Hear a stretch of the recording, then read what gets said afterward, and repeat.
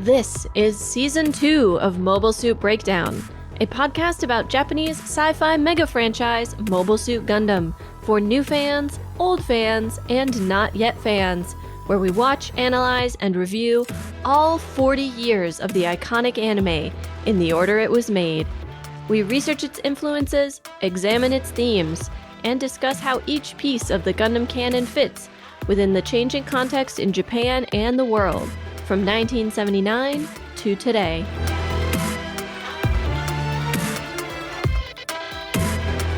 Greetings from snow-shrouded New York City. This is episode 2.27. There was a ship, and we're your hosts. I'm Tom, a lifelong Gundam fan, and a Christmas decoration that has been up since Halloween. And I'm Nina, new to Zeta and realizing that the combination of Gundam and winter blues does not a happy holiday season make. Womp, womp, womp, womp.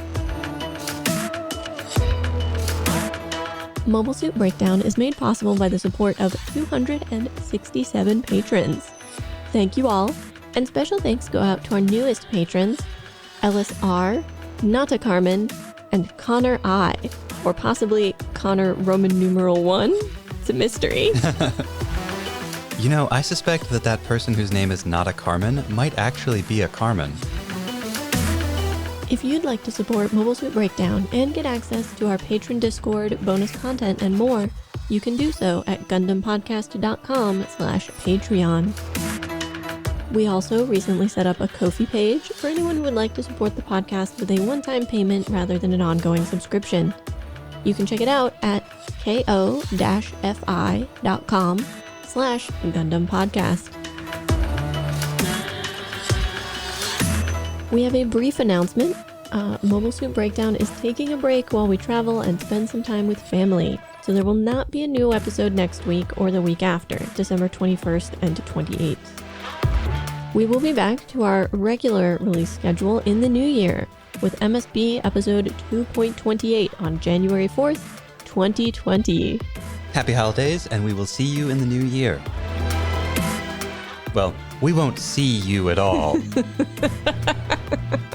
You will experience us again. But now let's get back to Gundam. This week we are covering Mobile Suit Zeta Gundam episode 26, Zeon's Ghost. Before we start, for anyone who has not yet watched this week's episode of Zeta Gundam, there is a sexual assault at about the 3-minute and 30-second mark. If you'd like to avoid it, you should skip ahead to 3 minutes 45 seconds when the radish appears on screen.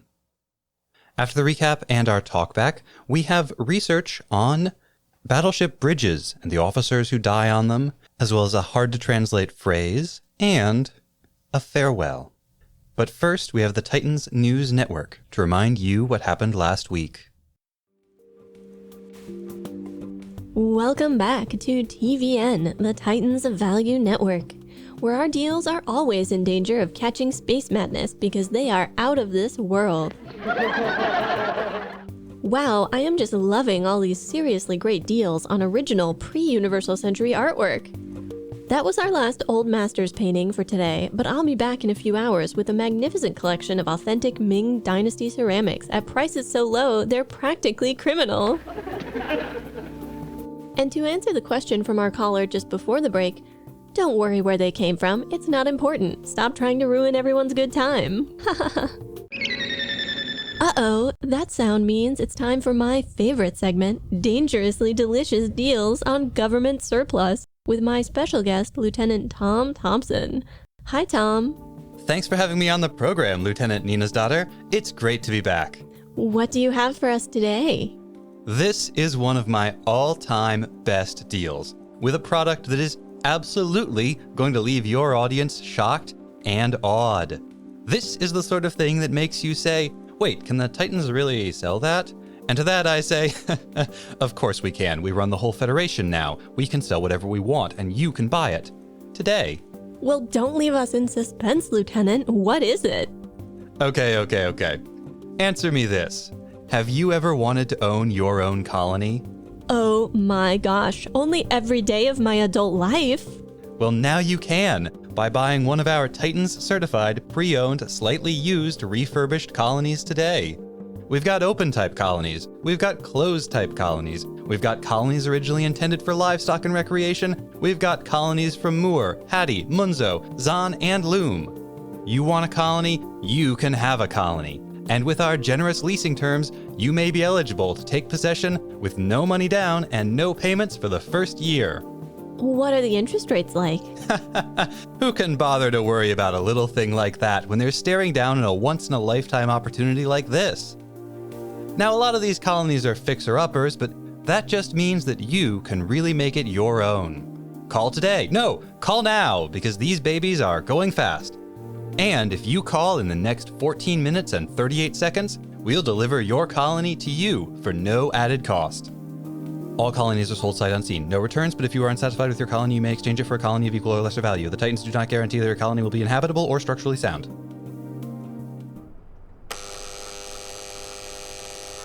Yeah, Mr. Lee? Mr. Wong Lee? Yeah, this is Federation Express Shipping. We got a very large package to deliver you. Says it's from the Titans Value Network. Could you come out and sign for it? Mr. Lee?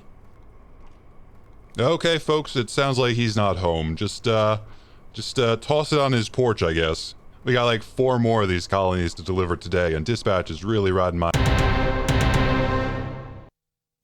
And now the recap for Zeon's Ghost.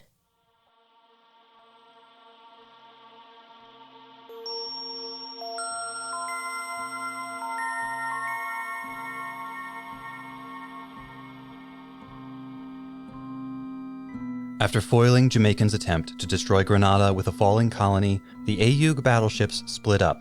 The Argama shadows Siroko's Dogos gear on its mysterious trajectory, while the Radish pursues Jamaican's Alexandria. The Ayug captains seem distracted. Beckner tries again with Emma, asking her to join him for a cup of tea, but she declines, to the amusement of the bridge crew. Meanwhile, Bright is puzzled by the Dogos gear. He can tell it's different from the other Titan's ships, and Camille's new type intuition confirms those suspicions. Aboard the Alexandria, Yazan and Jamaican argue. Aggressive and brash, Yazan has already begun preparing his squad for a raid without orders. Jamaican challenges him, but Yazan is uncowed, and Jamaican tells him to do as he pleases. Yazan singles out one of his wingmen, Chief Petty Officer Adol, and reveals something of his real plan. Their raid is only a feint, designed to draw the Radish and the Alexandria close enough for a direct engagement. One that will teach Jamaican the feeling of real combat. He leaves Adol to prepare, but only after abusing and demeaning the younger officer. They launch, and the Radish scrambles interceptors led by Emma in the Mark II. Spotting an opportunity, Katz boards the unoccupied G Defensor, a kind of space fighter. When he tries to launch, without orders of course, Captain Beckner permits it, saying that it will be a good opportunity to test Katz's abilities. The battle takes them close to a derelict Zeon battleship of the Guazine class. As the Ayug and Titans pilots dogfight around the wreck, Camille wakes with a start. He has sensed the battle, sensed Emma's peril. He tells Bright about his premonition, requests permission to take the Zeta Gundam and fly to assist his friends. Bright, seeing much of Amuro in Camille, gives his blessing. Emma and Katz struggle, but Camille's arrival evens the odds. In the chaos, Katz's ship is damaged, and he's forced to make an emergency landing aboard the derelict Guazine. Adol abandons his own damaged Hyzak to pursue him, and Emma leaves the Mark II to go after them both, while Camille keeps Yazan busy. At that moment, with little regard for the risk of hitting his own forces, Jamaican orders the Alexandria's gunners to open fire on the Radish. Their powerful beams rake the derelict Guazine. Yazan is nearly hit, but manages to dodge out of the way at the last second. As Camille and Yazan's duel takes them inside the Guazine, Katz and Emma are caught off guard and held at gunpoint by Adol until a stray beam from the Alexandria tears through the compartment, killing the young Titan. Camille and Yazan fight with beam sabers in the hangar of the Guazine, but the distance is too close. They brawl, and the Zeta is overpowered. It's only when Katz, hot-wiring a wrecked mobile suit in the Guazine's hangar, manages to fire its bazooka at the Gaplant that Camille gets the upper hand. Yazan flees back to the Alexandria, but then he stops, letting his damaged mobile suit drift right in front of the battleship's bridge. As Jamaican hurls abuse at him and Emma trains her powerful cannon on his kaplant, Yazan growls, "Fire, Gundam. Don't miss your target." She fires, and at the last second, Yazan dodges. The beam passes cleanly through the Alexandria's bridge, disintegrating Lieutenant Commander Jamaican Donningham. With Camille and the crew of the Radish watching, the Guazine at last explodes, bathing them all in a warm light as an inexpressible emotion passes across Captain Beckner's face. But on the Argama, Captain Bright receives intelligence. The Titans have joined with remnants from the Principality of Zeon to establish a new space fortress out of what was once Abao Aku.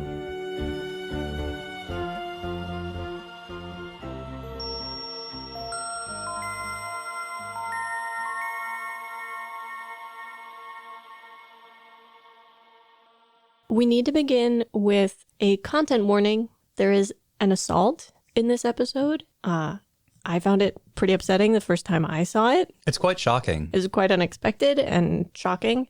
So if that's a thing that you don't want to see, skip ahead in the episode. We are going to talk about it, but not so much in the details of the thing itself too much, more about what we think it says about the world and particular characters. When we get there, we'll be discussing what happens and our thoughts on it, as well as the implications thereof, pretty frankly. But we'll try to keep our discussion of that particular event constrained to just that section of the podcast, and I'll include a warning so that you can skip past that section if you'd prefer not to hear it. After watching 50, 60 some episodes of Gundam, however many we've covered at this point, I've started to get a sense for the rhythm of how these episodes go and how they're divided up. And for most episodes, it works out to being what I would estimate is about 40% prelude, 50% combat, and then 10% denouement after the combat. This episode is almost entirely combat. The prelude and the denouement together make up maybe 15% of the episode. For those of you for whom it's been some years since you took high school English, denouement refers to the part of the story after the climax. It's what we think of as the wrapping up, right? Like the climax is really the emotional and narrative height of the thing, but there's usually a period of wrapping up after where we sort of like gently transition from that height of feeling, from that height of excitement, to something a little like calmer that feels like finishing, tying the bow on the whole thing. It's a very useful term, I find, when talking about stories on TV, but it's definitely one of those words from high school English that I wouldn't use much otherwise. And here, that's Camille and Beckner and Emma and Katz all on the bridge discussing how the battle went, and then they watch as the Zeon battleship, the Guazine, explodes in the background. And Beckner gets a look on his face like he's having some quite strong emotions seeing that battleship exploding.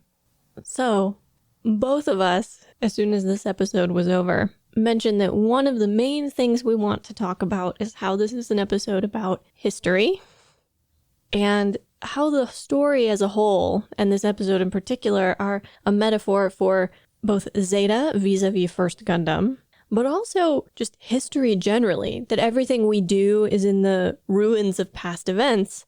And I think it is very significant that shortly after Beckner has mentioned that Quattro is returning to them. A tidbit, by the way, that although he doesn't say anything, makes Katz so happy to hear. Katz and Camille both start grinning the moment he says it. There's huge smiles on their faces. Katz mentioned earlier in the episode that he seems to think if Quattro were around, he would get to pilot more. And I think Katz is probably right about that. Quattro is all about pushing the young possible new types out into battle and seeing what happens. I just think it's very significant that, the long-lost ace of the 1 Year War is returning to them, and they are watching this glorious explosion that lights up all of their faces. It illuminates them all. And it's an explosion of a battleship from that era, a ship from that war, a ship from Zeon, which is supposed to be gone, but which we know there are remnants remaining. It is really the ghost of the 1 Year War, the ghost of Zeon, coming back to life, coming back to them in the form of this ship and in the form of Quattro, Char, and... and Zeta, the show, and this war between Ayug and the Titans. There's also the mention of a Baoaku being repurposed, that former members of the Principality of Zeon have teamed up with the Titans in order to turn a Baoaku and Grips into a new space fortress. The ghost of the One-Year War still lingers, and this whole conflict in Zeta is happening in the wreckage of that war. And no wonder it's such an emotional experience for Beckner to see that battleship destroyed. He's a veteran of the war. He remembers fighting against ships just like the Guazin. And to be a bit postmodern about all of this, Zeta cannot be taken on its own merits. It exists in the remnants of First Gundam. There is no way to extricate Zeta from First Gundam. There's no way to look at Zeta without referencing First Gundam and how First Gundam affected it. It cannot exist on its own. I did wonder, and I imagine you know, what is the mobile suit that Katz gets into that's in the hangar of the Guazin? Oh, that's a Gelgoog. It's a Gelgoog? Okay. Gelgoog. Gelgoog. We hope you all noticed the little Easter egg. There's a label on a bit of debris that flies past that says, Made in Sunrise, CU Limited, Omake of Groko. If you've been around anime and manga long enough, you've probably heard the term omake before, and it means like a side project. This was a new term for me. I was not familiar. So this makes me think there was actually some kind of story behind this particular Easter egg. Something to do with an omake made by someone who goes by the name Groko. But it's hard to imagine what that might be since, this is a main episode of the main story of Zeta. It's agony when you can look at something and know there's a story behind it and have no way of figuring out what it is. We won't talk too much about the battle itself, but I will say it's a very exciting, very tense at times, very well executed battle scene. And especially after Katz fires off the flare bomb that lights up the whole setting, they do a lot of really interesting things with the lighting and the colors, especially the way people's faces are lit. It gets very stark and striking, quite beautiful. I also thought there was great back and forth. There's a great feeling of flow to the whole thing. We also see Camille doing something he's done in the past, especially when he was fighting Lila, which is that when he's having difficulty in a fight, he likes to back off, change the circumstances, hide amongst the wreckage, and wait for his moment. Which he is getting better and better at sensing when precisely that moment is. Even if it's not enough in this fight to turn the tide. Well, he does manage to scare Yazan away. Because while I do think that Yazan always intended for Jamaican to be a casualty of this fight, he did also have another outcome in mind. He wanted to defeat these Ayug ships. So he only got half of what he wanted. Yeah, it's safe to say that Yazan wanted to kill as many people as he could during this fight. Coming out of this episode, besides wanting to talk about the thematic importance of the Guazin as a setting and what it tells us about the lingering ghosts of Zeon, the One-Year War, and First Gundam, we also really felt like we needed to talk about Yazan in particular. This episode is all about Yazan, and it gives us the clearest picture of him as a character that we've had so far. Before we get into the serious stuff, I would like Tom to mention he has heard who the visual design for Yazan is based off of. Yeah, as Nina hinted at, Yazan's design is derived, like Slager Laws, from a Western movie and from a Western movie star. In particular, from the character Fade Harkonnen of the 1984 David Lynch Dune movie, as played by none other than rock musician Sting. And you can see that both in his character design and in his personality. And if you look at the original character sketches, it becomes even more clear. I confess I have not seen this particular Dune movie. What? I saw the miniseries that came out much later, the sci-fi one. All right, hang on. We'll be right back.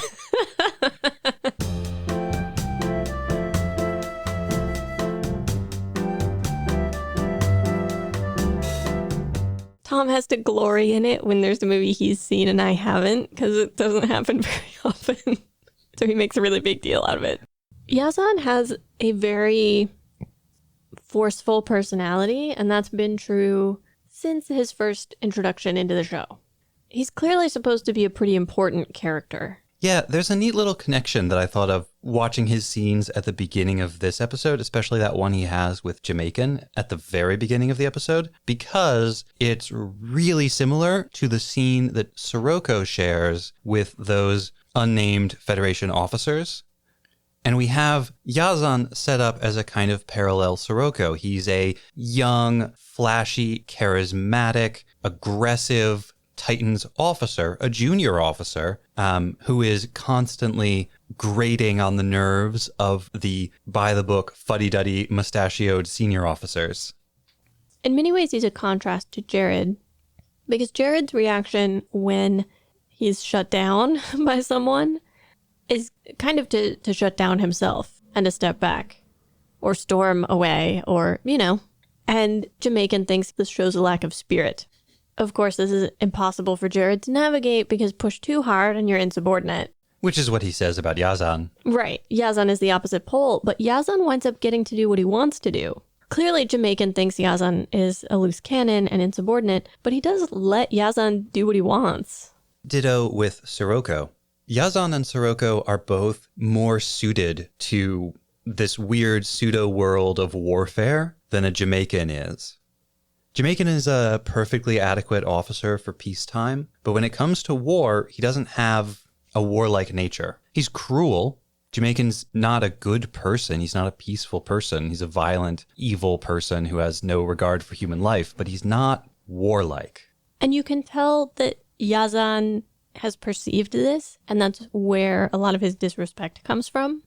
He tells Adol, before he assaults Adol, that he feels Jamaican just doesn't have any skin in the game. Jamaican never puts himself on the line. He is never in any danger. He is never in the battle. There's no personal risk. And because of that, he really doesn't understand combat, to Yazan's perspective. And given his lack of success, Yazan may be right. Yazan's idea of what combat is and how you should interact with it as an emotional being is a theme that runs through this whole episode. Mm-hmm. Well, and Yazan is, to be fair, not terribly successful either. So all his absolute lunatic courage doesn't get him very far, although it does get him what he really wants by the end of the episode. Jamaican dead and effectively a free hand. I believe we've come to the point where we need to address the assault that happens. I agree. Our discussion runs approximately 5 minutes and 30 seconds. If you would prefer not to hear it, you can skip ahead to the transition noise at 28 minutes, 45 seconds. Yazan takes Adol aside. I don't remember Adol's rank. It's a petty officer or an ensign, something like that. And Yazan is a lieutenant, is telling him that their tactics are going to involve leading the enemy back toward the Alexandria to get the Alexandria involved in the fight. And then he grabs Adol's crotch. And Adol is clearly shocked. He goes, Lieutenant, but freezes, because what are you going to do in that situation? His facial expression is shock, horror, doesn't know what to do. Yeah. And then Yazan comments on the shrunkeness of Adol's penis. He's like, we're not even in combat yet, and you're already shrunken. You can do better than that. As if this is an indication of Adol's lack of bravery. And then he coasts off and leaves Adol looking rather stunned. This is part of Yazan's whole rough, violent idea of masculinity that he expresses throughout the episode and through his whole being. It comes up again later when Yazan is shocked to encounter Emma on the battlefield. A woman! And it comes up again when he's talking to Camille and he describes AUG as a pathetic organization that relies on women and children instead of men. It's the unspoken third leg of that tripod. And when he's rocketing into the fight with Adol, he makes a comment about not panicking, not being scared. Like, you shouldn't be feeling anything in the battle except excitement and rage, feelings like that. Like the whole tone, the whole way in which that's presented is not supportive. It's not like, when we get out there, you can't panic because that's really dangerous. It's more of a, the ones who panic are the ones who die. You better not panic, kid. By the way, if you get hit by any bullets, it's coming out of your wages. Everyone who's not like me is pathetic. And this is flatly contrary to what Emma says to Adol when he's holding her up in the bridge of the Guazin as they're being fired on by the Alexandria. And she says, you must not be accustomed to battle yet. We are all scared. Being scared is natural. Being scared is normal, and you deal with it. Whereas for Yazan, it's like, you don't feel those things. Those feelings are not part of your being. And it's this emotionally locked down, hyper-aggressive, ultra-violent idea of masculinity that Yazan expresses, and that you can hear in his voice and see in his character design. Part and parcel with that is this, like, obsession with being hyper-masculinized. This emphasis on the male genital anatomy, on the over-exaggerated size and strength of those external shows of masculinity.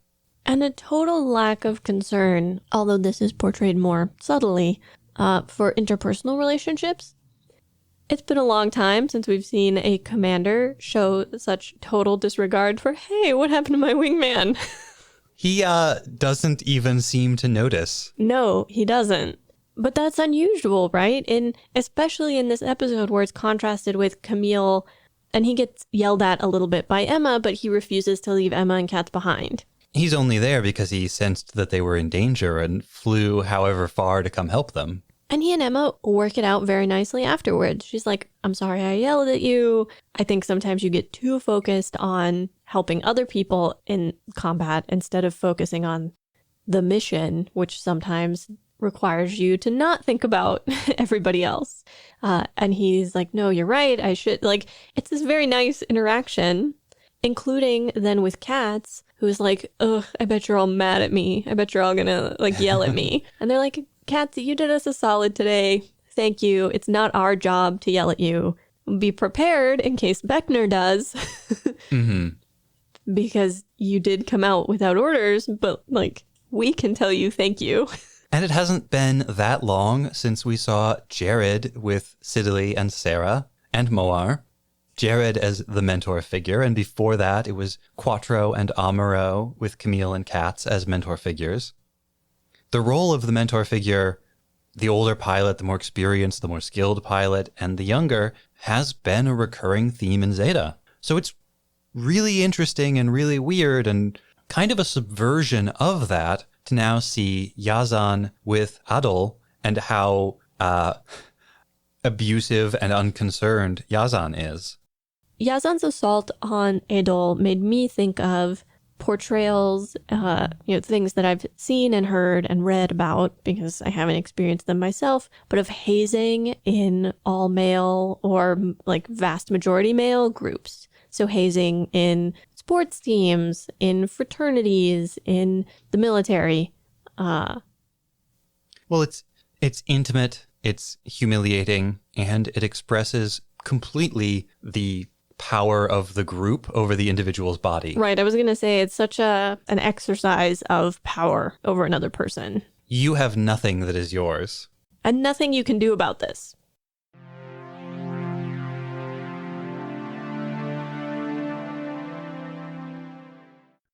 I don't know if the story means it this way, but there's a moment in this episode that, for me, highlights that running thread of, well, yes, these guys are maybe better, but that doesn't mean they're good, that runs through so much of Tomino's work. Because we have Yazan, and clearly Yazan is awful, but Bright looks at Camille, and he sees, oh, Camille is being obedient. Camille is not talking back. Camille is following orders. Camille seems to have positive interpersonal relationships with other members of the crew. Great. That means I never have to worry about Camille again. I can just focus on my work, and I never have to worry about this, 16-year-old ever again. He's 17. Okay. Which is just so completely wrong-headed. I understand it. This is the principle behind so much of the theory of misbehaving young people, right? Like when you misbehave, you get parental attention. When you don't misbehave, your parents are like, great, everything is fine here. I don't have to do anything. Obviously not always the case, but it is one of the tropes, right? One of the sort of reused tropes that we see in storytelling that have to do with like troublemakers versus, you know, young people who quote unquote behave. I find it very interesting that they do not make a contrast. They choose not to contrast the violence that Yazan uses against Erol with the violence that we've seen members of Aayug experience. It's different, I grant you, but it is about control, it is about humiliation, and they've been free enough with it at other points, and yet they do not contrast that here. And there is an opportunity, right? Cats breaks the rules. And it wasn't that long ago that he helped an enemy escape, so it's not like he's kind of on thin ice here. It would not have been shocking if Beckner had slapped him. Although I don't think we've ever seen Beckner hit anybody. No, we haven't. Beckner is pretty passive and hands-off as a commander, all things considered, at least as far as discipline is concerned. Mm-hmm. When Katz is taking off in the G-Defensor early on in this episode, Beckner just says, let him go. It'll be a good test of his abilities, which is startlingly similar to things that he said earlier about Camille. But then we also have Emma. We've seen Emma hit people before. We've seen Emma hit Fa and Camille. And here she says, that's not my job, which feels like an interesting change. Yeah. Or it feels like a significant change. In this episode, we see both Bright and Beckner looking for any excuse to not have to be captains, to not have to discipline their crew members. Bright is looking for an excuse to not talk to Camille. Beckner is looking for an excuse to not punish Katz. Although I think from those characters' perspectives, what you're describing is not, in fact, being a captain. They're both looking for excuses not to have to serve as a father figure to these young men. They're looking for excuses not to have to fulfill that role, which was, thrust upon them they didn't know they were going to have underage pilots when they started out and got kind of stuck with them. And so I think they do have a sense that, I should probably be like a more hands-on with these young people because they're not done being parented yet. They're not really adults in a sense. But also I don't want to. And so as long as they're functioning fine as soldiers, then I think I'll just let it be. Given the contrast that's kind of set up in this episode between the Titans and Aayug, do you think the episode wants us to attribute some of those differences to the involvement of women and children in Aayug? Because Yazan brings it up, and Camille sort of bristles at it, even though he has also, at times, been like, wow, there's a lot of women in Aayug. Yeah, Camille doesn't exactly disagree with Yazan. He just says, well, it's the Titans' fault that Aayug has to use women and children. But is it in fact a strength? Is the position of the show that it is in fact a strength of Aayug that there are women and children involved? That it's not just men running the show? I think it has to be. The portrayal of Yazan's masculinity is both so clear and so negative. So repugnant. It's hard to imagine that the show thinks Aayug or anybody would be better off being more like Yazan. And it clearly doesn't serve Idol well. He's terrified, he's alone, and then he dies by friendly fire. Whereas Emma is so calm, so collected. She saves Katz. Katz saves Camille. Camille saves both of them. Everybody on the Aayug side survives because they all come to save each other. Right. Like there's this wonderful sense of interdependence in a positive way between them all. And that they all bring something to the table. Even though, Katz is so inexperienced, he doesn't even know which buttons to push to use the weapons. But the G-Defensor helps Emma. Yeah. He brings it to her, and it is a big help. I mean, it's hard to think of a clearer metaphor for teamwork than Katz bringing the G-Defensor, which literally combines with Emma's mobile suit in order to be stronger. And then thinking, there must be a mobile suit I can use to help on this ship. And being able to hotwire it back to life. Again, it's only a momentary distraction. He could not have handled all of this on his own, but it is enough. And Camille is happy to credit it with saving his bacon. So, yeah. Whereas over on the Titans side, everyone is obsessed with independence, prestige, status, honor, individual success. And what does it get them? A bunch of dead pilots, and Yazan gets Jamaican killed. And their ship pretty horribly damaged because it got fired on through the bridge. Well, and Yazan is angry with Jamaican in the first place because he correctly perceives Jamaican as using the Alexandria's resources, using Yazan to try to make up for his own personal failures for the sake of his own personal career. Mm-hmm. This only just occurred to me when we were talking about the G-Defensor and that combination sequence, but they have a lot of difficulty at first getting the timing right, figuring out the timing of this team-up. Mm-hmm. It's difficult to figure out how to coordinate with somebody who's so different from you. But they manage it in the end. But this is not the first time that bad timing has come up in this episode. Early on, Beckner finally gets explicit and asks Emma to have tea with him. Indeed. And she says no. And the guys on the bridge hearing this say, oh, his timing is bad. It's bad timing. Timing ga warui. Well, presumably because they've been talking about work. They've been talking about, is the G-Defensor ready? Do we feel like it's prepared? Have you done enough simulations? Okay, we'll launch it in whatever our next fight is. It's been all shop talk. And then he just blurts out, would you have tea with me? As she's already leaving. And it's not like, there's no uncertainty here. She says, dame. Dame desu. And dame means something like, I must not. I should not. Or like incorrect. That is incorrect. Impossible. It's not quite no, but it's effectively no, with some of those extra shades of like, that would be a bad idea. There's another contrast here, actually, because as Katz and Emma are struggling, at the very same moment, Yazan and Adol flank the two of them so that they can funnel them towards a third pilot and directly into the line of fire. But we see that for all that Yazan and Adol seem to work well together for a while, they quickly lose the thread of that.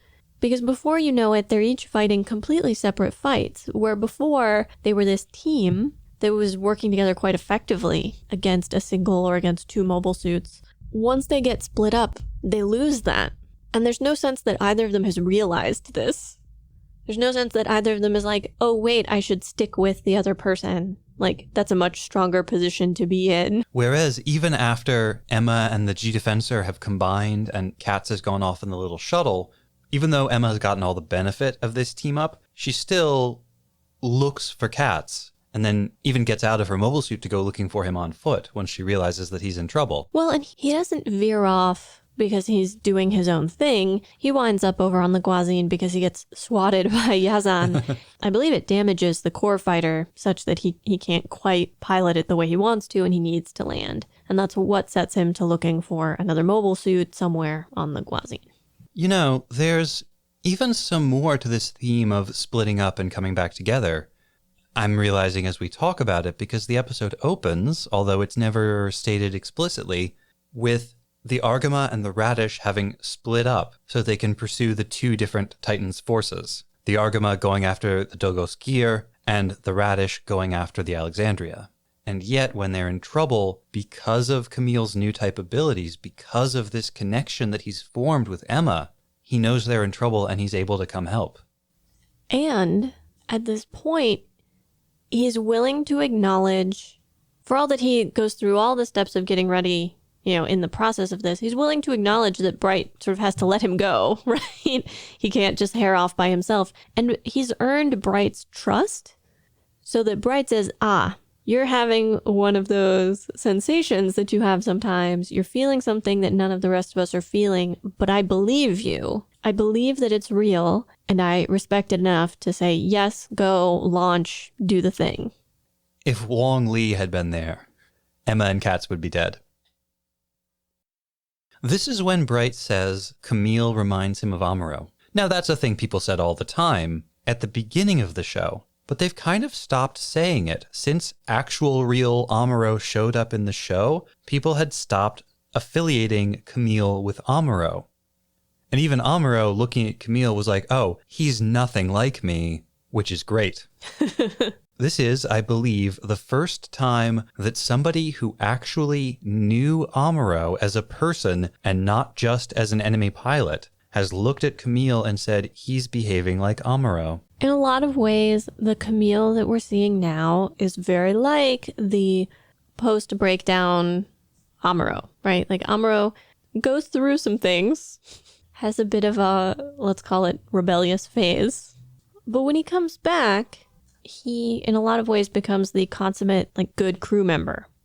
And similarly, Camille has had his ups and downs. He's had his sort of struggles and little rebellions along the way, but has become a good crew member who also has this ability that, you know, pops up out of nowhere. You can't really plan on using it because you don't know when it will be there, but that is useful. And Camille is now experienced enough with it. And you talked about Bright trusting Camille, but there's reciprocity there too. Camille trusts Bright enough to be able to say, I've had this feeling. I can tell that Emma's in danger. I've had this feeling. I can tell there's something different about the Dogos gear. Exactly. I'm just thinking about that scene again where they talk about the Dogos gear.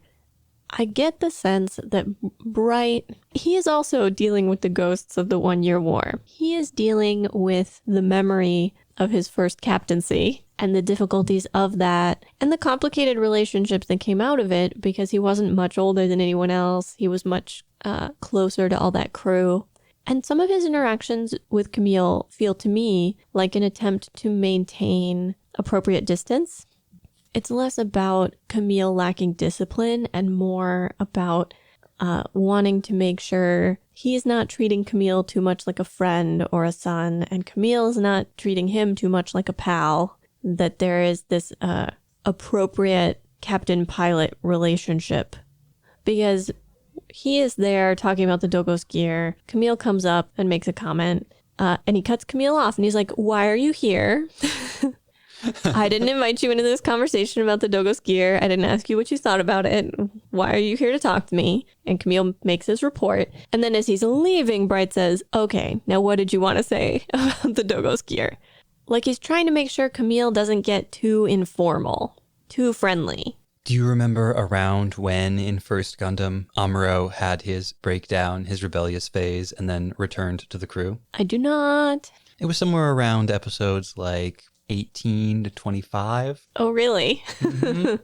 This is episode 26 for anyone who's lost count. We are on episode 26 of Zeta. This is very small, but I want to close with one really neat visual from this episode. There's a moment when Katz is being attacked by a Hyzak, and they do a close-up of the Hyzak's face, and it zooms in on the mono eye. And you can see the face of the Titan's pilot in the mono eye. Ooh. Yeah, it's real cool and real spooky. There were no bodies. Just that empty spacesuit. Right, there's an empty normal suit floating through the bridge, but not a single body, which I thought was odd. But maybe they just didn't want to draw a bunch of corpses. I can understand that. But First Gundam was not exactly shy about showing us dead people. And there were a handful of Zeta episodes that opened with the corpse of a Zeon soldier drifting through space. So, yeah. But if there were bodies, if there were corpses in the Guazine, then it would start to feel like horror. And I don't think horror is the emotion that they're trying to evoke with this old ship and the ruined mobile suits and the empty normal suits. I think they're trying to make it feel morose, not morbid. Like it's supposed to be spooky in a weight of history kind of way, but not in a gore kind of way. Yeah. This is the ghost of a dream.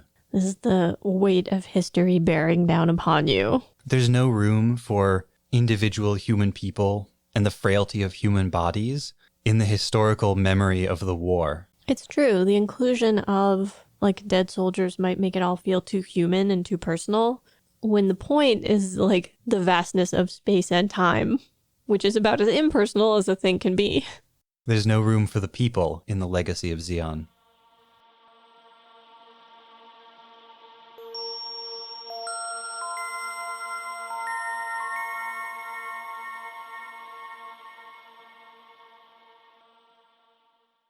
And now our research on battleship bridges and the captains who die on them, a difficult to translate phrase, and a farewell. Back in First Gundam's episode 20, when Ramba Ral and his commandos boarded the White Base, His plan to seize control of the ship was premised on the existence of a second redundant bridge called the Combat Bridge, which he intended to occupy. It was there, wounded and trapped, where he met his final end. The Combat Bridge would not go on to be a major feature in First Gundam or in Zeta so far, but we know that the practice of building warships with a second redundant bridge was not exclusive to Pegasus-class assault carriers like the White Base. In Episode 5, after the Alexandria's bridge is damaged by enemy fire, Captain Gotti, and yes, it is Gotti, my apologies for calling him Gady, orders the command staff to transfer to the, quote, second bridge. Over on the AUG side, while we don't have any evidence yet showing the existence of a secondary bridge, if you watch carefully you can see that the superstructure on the Argama, that's the sort of tower on which the bridge is perched, as well as the rotating crew quarters, those retract into the ship proper whenever it enters combat, presumably to make it a smaller and better protected target. The warship designers and Space Navy officers of the Universal Century are not insensitive to the dangers of the exposed main bridge. And yet, for all that, Jamaican is still standing on the exposed main bridge when Yazan dodges out of the way and Emma vaporizes the Alexandria's bridge and everyone on it. The term bridge for the command center of a ship comes from the early 1800s and the development of the steam-powered paddle-wheel-driven ship. Commanding a ship has always been about a balance between visibility, both of the ship and of what is around the ship, and proximity to the relevant systems. On sailing ships, those factors combined to put the command post on the raised quarterdeck toward the rear of the ship. This position gave the captain a clear view of the ship's sails, and since the sails were up high enough to be out of the way, it also gave him a clear view of the seas around the ship. It was also where, for purely mechanical reasons, the pilot needed to be. Throughout most of the history of sailing, with no technology for remote control, steering a ship meant that whatever device the pilot was operating had to be physically connected to the rudder. A tiller is just a handle that is attached directly to the rudder, and early ships' wheels had to be connected to the rudder via ropes or chains. But with the introduction of steam-powered paddle wheels installed on the sides of the ship around midship, the quarterdeck ceased to be a useful command post. First of all, the sails were gone, and so there was no more need to pick a position from which they could be observed. And for another, the paddle wheels, the machinery that drove them, and the enclosures, called paddle houses, that protected them, blocked the view of everything else. It now became vital to be able to inspect the paddle wheels from up close, and to be able to command the engine room, which itself had to be near the paddle wheels for efficiency and near the middle of the ship so that its weight could be evenly distributed. Thus, a raised platform was built that connected the two paddle houses. It formed a kind of bridge between them, and this new bridge offered the visibility and proximity that captains needed. Initially, the captain would pass commands to the pilot, who was still posted near the rudder. He would also pass commands to the engine room and to the guns if they were on a warship, and so on. But as technologies for remote steering improved, the pilot moved up to the bridge as well, and steadily other functions became centralized, at least up to the limit of the technology of the time. Now, naturally, all manner of instruments were installed where the captain, pilot, and other officers were gathered, and those had to be protected from the elements, so the bridge became an increasingly elaborate, mostly enclosed structure. When ships began to be built of iron and then steel, that vast bulk of ferrous metal in the hull interfered with magnetic compasses, and this spurred the addition above the bridge of a tower called the compass platform, far enough away from the hull that it minimized the interference. This also doubled as an open-air lookout platform and was sometimes called either a flying bridge or a fair weather bridge, and it offered vantage points that were even higher than the regular bridge, from which the conning officer, that's the officer charged with conducting the ship's operations, could give orders. More observation platforms were added, more systems were installed as technology advanced, and bridges grew more and more complex and indispensable. But at the same time that all of this was happening, naval guns were getting bigger, the shells were getting heavier, and they were packed with powerful explosive charges that were designed to penetrate armor. Warship armor became thicker, heavier. warship designs increasingly adopted a system called all-or-nothing armor. It was originally pioneered by the United States Navy, and in this scheme, the warship was essentially a completely unarmored hull built around a much smaller, all but impenetrable armored box. This armored box was sometimes called the Citadel. It was located amidships, underneath the bridge, and it contained all the vital systems, from engine compartments to ammunition magazines, and it had enough buoyancy that even if the regular hull was all shot to pieces and full of water, the ship could, in theory, continue to float. Still, the bridge, by its very nature, with the windows and the visibility and the systems, could only be armored so much.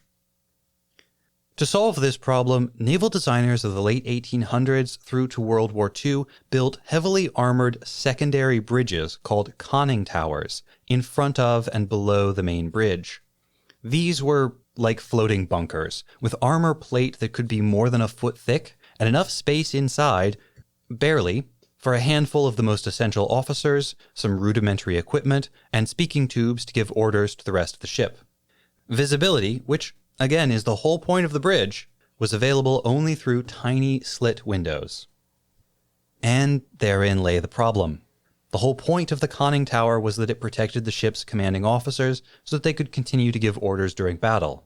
But they could only give effective orders if they could see what was going on, and had ready access to the instruments that augmented their view of the battlefield with information beyond mere sight. The conning tower might have kept them safe, but it made them useless, and many captains and admirals simply opted not to use them. And despite all the armor, the conning tower didn't necessarily guarantee safety.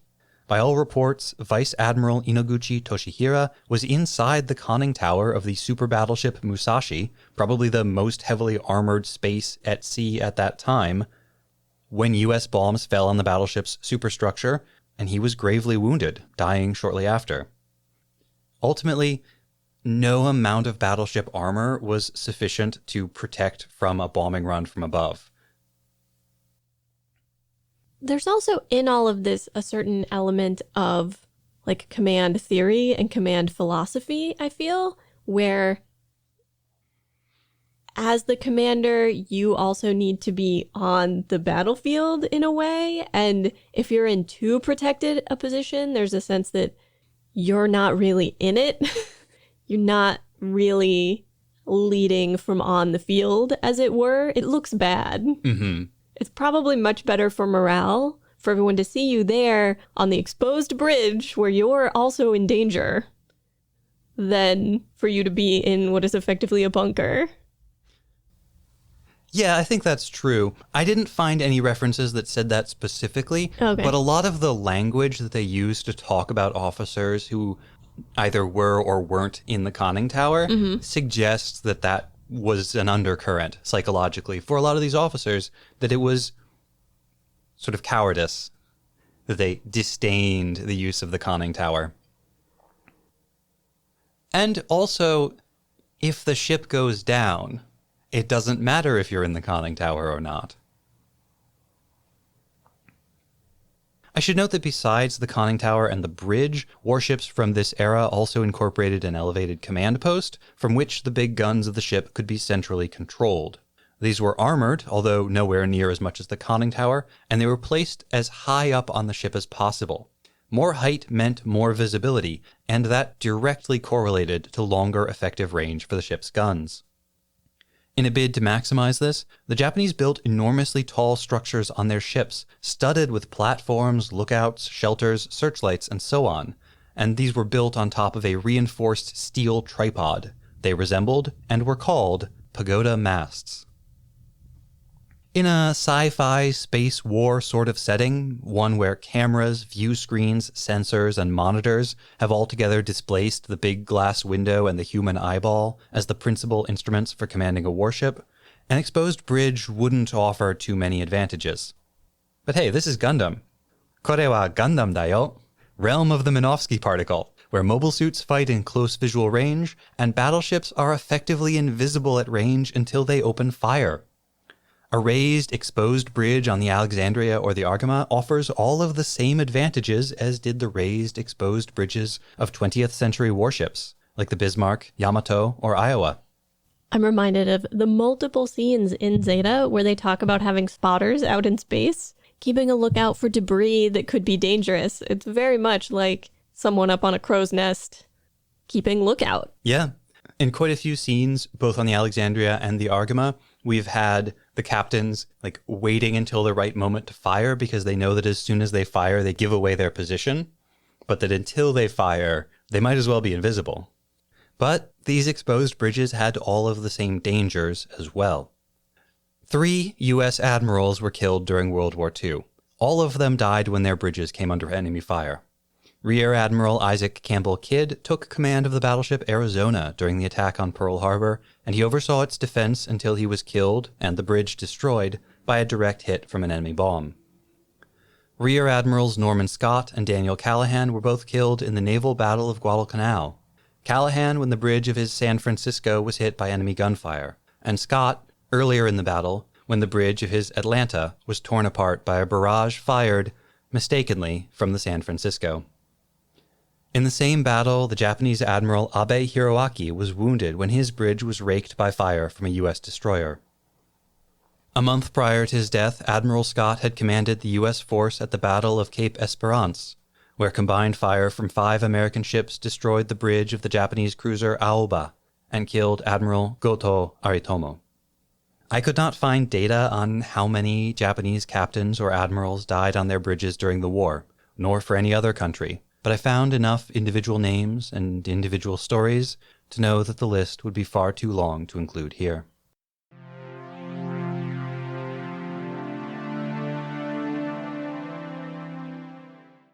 I was thrown when, after Katz illuminates the derelict Guazin with a flare, Yazan describes it as a ship from yesteryear. In English, the word yesteryear feels formal and old-fashioned, neither of which are words I would associate with Yazan's characterization. No. So, what is he saying in Japanese? We each individually listened to this line over a dozen times, but our ears in training, coupled with Yazan's way of speaking, meant that what we were hearing did not quite make sense. So we reached out to our patron community, many of them are much better Japanese speakers and listeners than we are, to get some help. And thanks to patron Martin's wife Midori, we have our answer. Yazan is saying, Shinizokonai no senkan da zo. Senkan is battleship, and Shinizokonai means either someone who has escaped death or a failed suicide, or someone who has outlived their time, a doddering old man. So he's describing the ship as either a failed suicide, which is a pretty evocative description of Zeon forces in the One-Year War, or something so old and decrepit it has outlived its time. Also that. Either way, as Martin put it, it's a very contemptuous phrase. Just dripping with disdain. And yesteryear fails to capture that contempt. To my mind, yesteryear is actually a pretty positive... It's like nostalgic. ...word, usually. Yeah, it's usually associated with positive old things.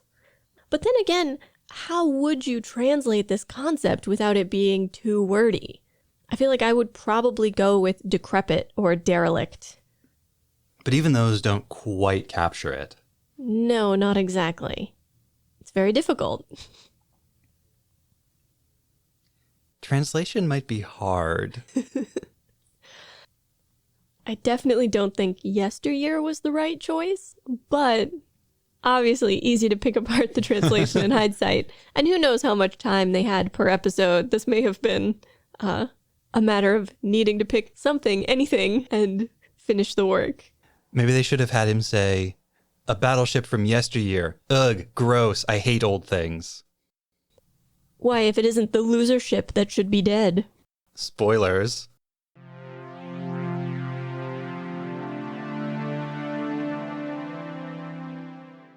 I've been thinking a lot about Lieutenant Commander Jamaican, or Jamaican, as we worked on this episode. He's a curious character, Weak, vain, ineffective, and while not exactly stupid, he was consistently outfoxed by his opponents and his supposed allies at every turn. He had a kind of managerial skill. He could organize a big fleet and keep it flying, despite the logistical difficulties of operating perpetually in hostile territory. But he lacked the ambition of a Jared, the psychopathic courage of a Yazan, or the charisma and long-term strategy of a Sirocco.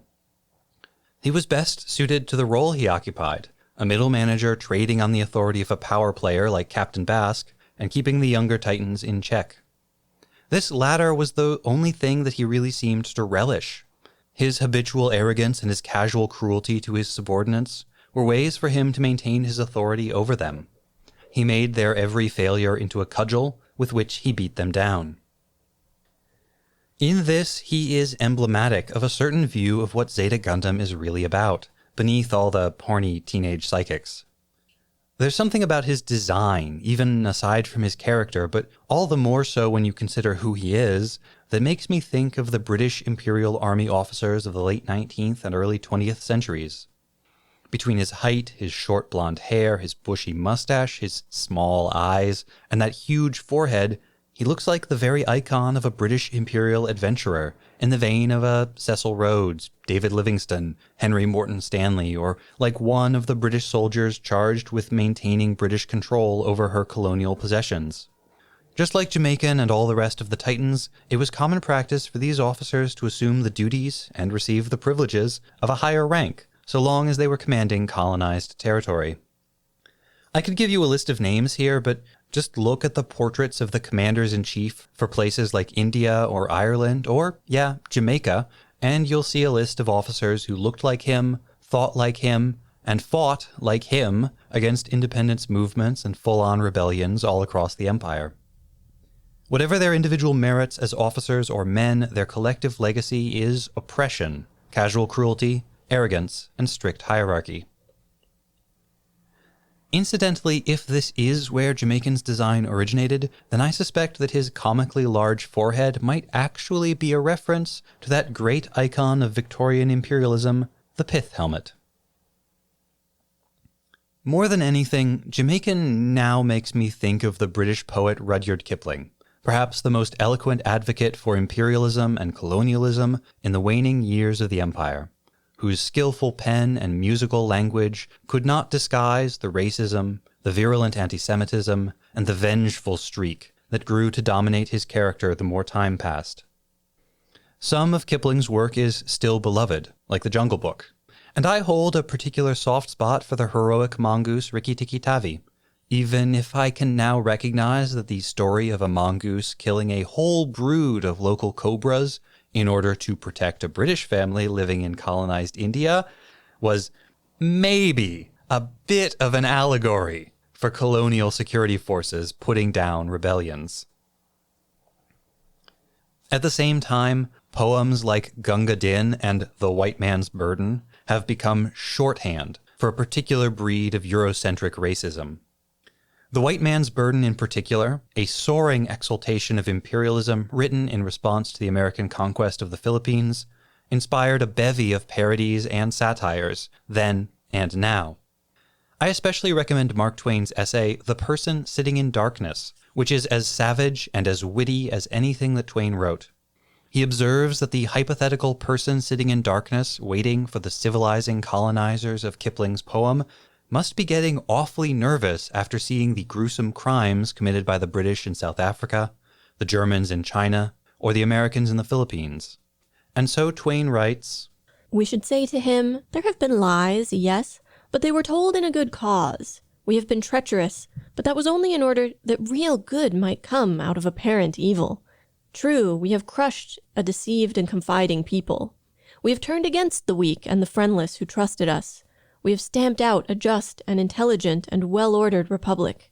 We have stabbed an ally in the back and slapped the face of a guest. We have bought a shadow from an enemy that hadn't it to sell.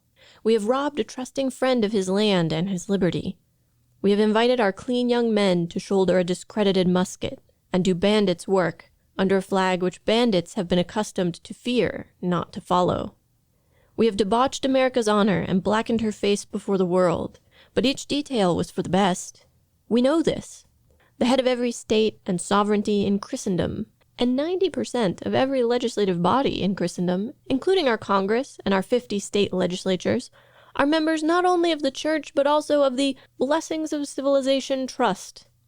This world-girdling accumulation of trained morals, high principles, and justice cannot do an unright thing, an unfair thing, an ungenerous thing, an unclean thing.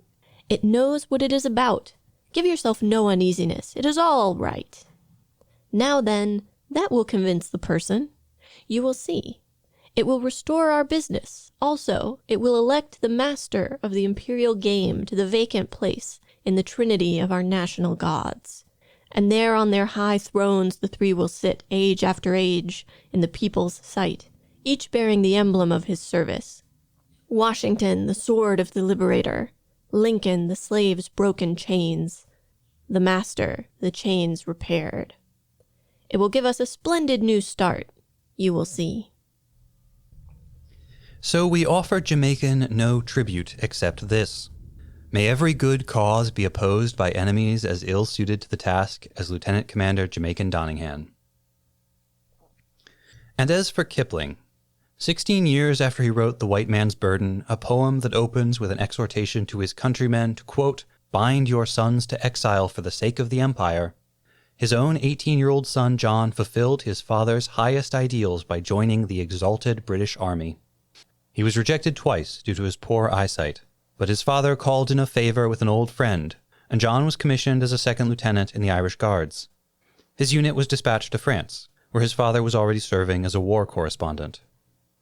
2 months after finishing his training, John, with his father's bushy eyebrows and wearing a Jamaican Donningham-style military mustache, joined the Battle of Loos, and became one of the more than 48,000 British soldiers killed during those 4 days in September 1915. Rudyard threw himself into his work, writing propaganda about the war, but his grief snuck in around the edges, and in some of his poems from this period, the mask of Victorian neo-stoicism that he had always worn slips, and you can see hints at the brutal horrors of the war. He was posted as a correspondent aboard a Royal Navy submarine, and while he was down there in the dark, he wrote a poem.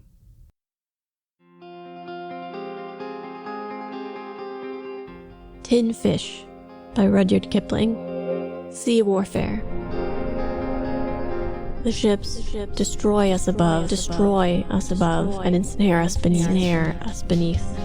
We arise, we lie down, and we move. In the belly of death. The ships have 1,000 eyes to mark where we come. But the mirth of a seaport dies. When our blow gets home.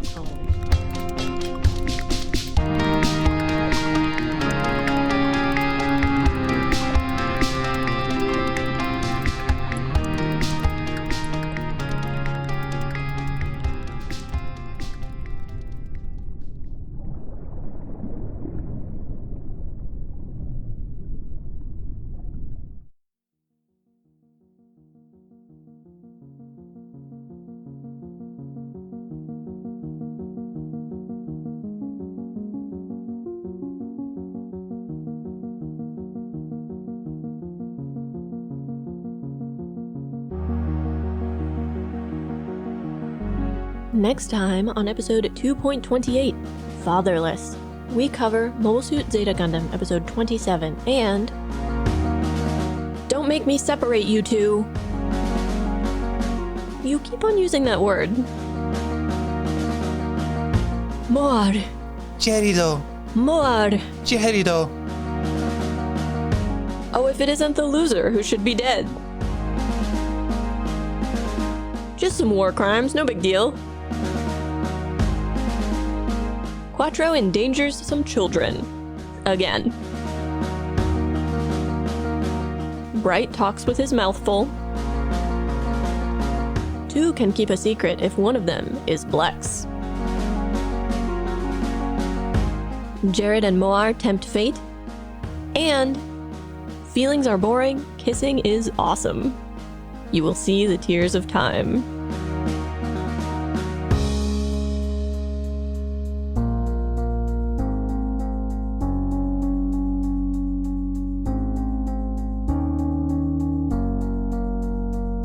Remember to do all of the podcast things. Subscribe and review Mobile Suit Breakdown wherever you get your podcasts. Then pledge your undying devotion to Mobile Suit Breakdown on Patreon, where you can find great bonus content, get access to the MSB Discord, get exclusive MSB merchandise, and, support the podcast.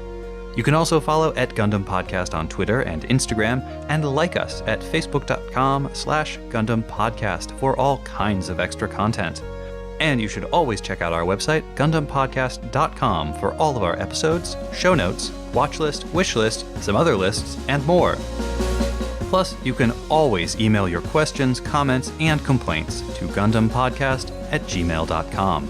Or share your wrong Gundam opinion with us in person by coming to scenic New York City and shouting, "Jamaican is an iconic Gundam antagonist, as memorable as McVeigh and as sympathetic as Rambaral," on any busy street corner. We'll totally hear you. The music for the TVN Shopping Channel segment was Renovation by Airtone. The on-hold music during the talkback was Elevator Music Part 1 by J.U. And the music during Tin Fish was Trance Is Ambient Cinematic Trance by White Wolf. The intro song is Wasp by Misha Dioxin, and the closing music is Long Way Home by Spinning Ratio. You can find links and more in the show notes. And thank you for listening.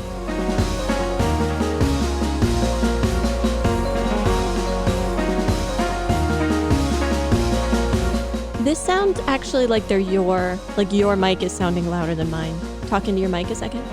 Hey. Yeah, these are for your mic. Oh, no, that's because I have your mic. Sorry, I have your mic set all the way down. Okay. Oh, yep, there we go. That's the way I think of it supposed to sound. I get very blue around the holidays and cry about everything, including happy things. Tom will tell you earlier today, I saw a video of a guy in Indonesia or Malaysia. Like, the language looked familiar, so I thought Indonesia, but Malaysian's very similar as well. And he had rigged up his moped so that he could carry, 8 dogs. And they're not in, cages or anything. They're all perched on top of barrels and boxes and whatnot. But it's just this dude and his 8 dogs perched on his moped, and they all look so happy. The dogs, the man, everybody just looks thrilled with this whole setup. And I burst into tears. I just started bawling. Yeah, this is the last episode of 2019. Yeah. Dang you. Yeah. It's been a roller coaster. 2019? Yeah. But at least where the podcast is concerned, more ups than downs. I don't think you can do that with a roller coaster. I know, but somehow. Maybe in space. In space, you could do more ups than downs. Yes. Except in that up and down have no meaning. Direction and opposite direction. Why is there an unusually high concentration of sad boys in space? The sad boy density is very high. Minovsky particles and sad boys. Maybe Minovsky particles interact with the biochemistry of teenage boys, increasing their sadness. Exponentially. I maintain they don't have therapy in the Universal Century. They just tell you to get in a mobile suit and work it out. And then eventually you die. Problem solved. And then Nina starts crying again and we have to take a 15-minute break. I don't even know if I can say that. It's a lot. I'm not sure that you should. And yet it is, I can rephrase. What happened in episode 26 of First Gundam? Are you trying to do it from memory? Mm-hmm. Oh my god. Oof. What do eggs have to do with anything? Thanks for having me on the program, Lieutenant Nina's daughterson. It's great to be back. Oh, oops, that shouldn't. Nina's daughterson? What? Spoilers. You want to say that with more sibilance? Spoilers. Spoilers. Oh, that hurts. My ears. Arise, fair sun, and kill the envious moon.